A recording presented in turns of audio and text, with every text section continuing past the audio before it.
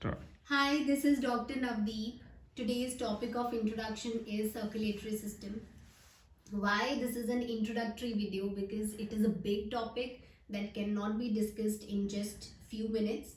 So this is just the overview of the circulatory system.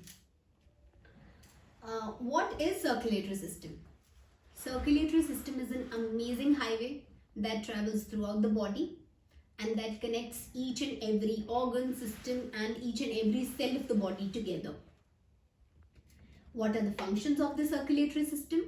The major function is carrying nutrients to various organs, various cells so that the body can perform its functions. The second major function is carrying the waste products in the form of nitrogenous waste products and carbon dioxide from the cells, from the body to the outer environment.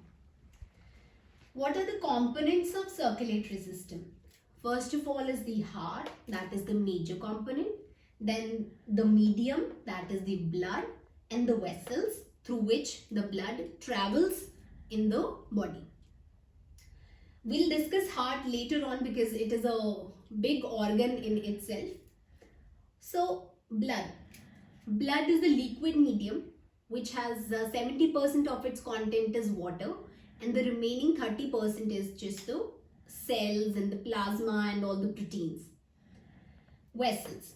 Vessels are the hollow chambers, we can say, through which the blood travels from the heart to the body organs. Vessels are of three types: arteries, capillaries and veins. Look at this diagram. Arteries, they carry oxygenated blood.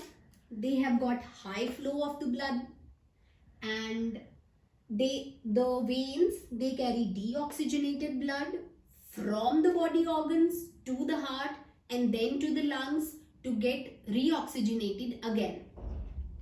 And one major difference between the artery and the vein is that veins have got wells because it has to pump blood against the gravity. We'll discuss about the structure of the heart. It has got outer covering. The outer covering is called as the pericardium. It is a sac-like structure that is made up of connective tissue and it protects the heart basically.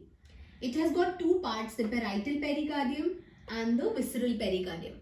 Parietal pericardium again is the outer covering and the visceral pericardium is the innermost covering of the heart that is in close contact with the heart itself.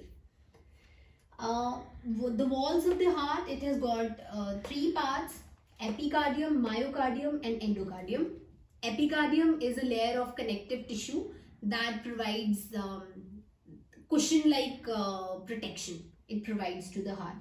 Myocardium is the major muscle of the heart and endocardium is the innermost layer of the heart.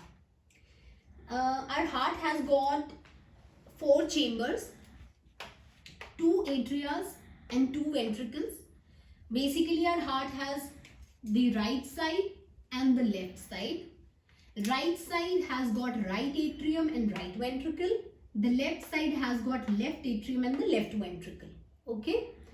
Both the right atrium and the left atrium, they are separated by the interatrial septum, and the right ventricle and the left ventricle are separated by the interventricular septum.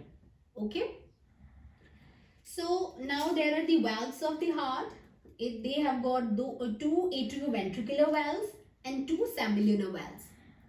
Now there was a division between the right and the left side from the interatrial and interventricular septum, and the right side and the left side of the heart are divided further from the atria and the ventricle. They are separated by the atrioventricular valves.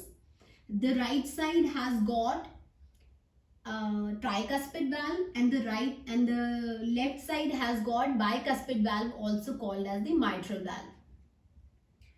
So there are two semilunar valves also. The right ventricle has got the pulmonary artery. So this pulmonary artery has got the pulmonic valve. This carries the deoxygenated blood from the heart to the lungs, where the exchange of gases takes place, and then via pulmonary vein it carries the oxygenated blood to the left atrium and then to the left ventricle, and at the base of the aorta is the aortic valve, that is the semilunar valve, and the aorta then pumps the blood throughout the body with a force. So this is basically the overall idea about how heart works, how heartbeat is formed, what are the various components, and that's it. Thank you.